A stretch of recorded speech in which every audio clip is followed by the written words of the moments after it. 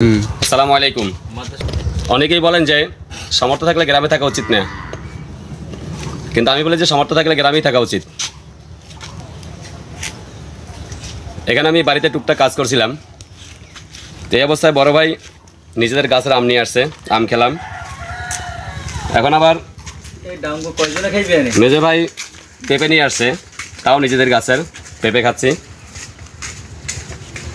ঠিক এই সময় যদি আমি শহরে থাকতাম তাহলে হয়তো গিয়ে ফাস্টফুড অথবা দোকানে গিয়ে একটা সিঙ্গারা অথবা এই জাতীয় কিছু একটা খাবার খেতাম, যেগুলো তেলে ভাজা, যেগুলো শরীরের জন্য প্রচুর ক্ষতিকর।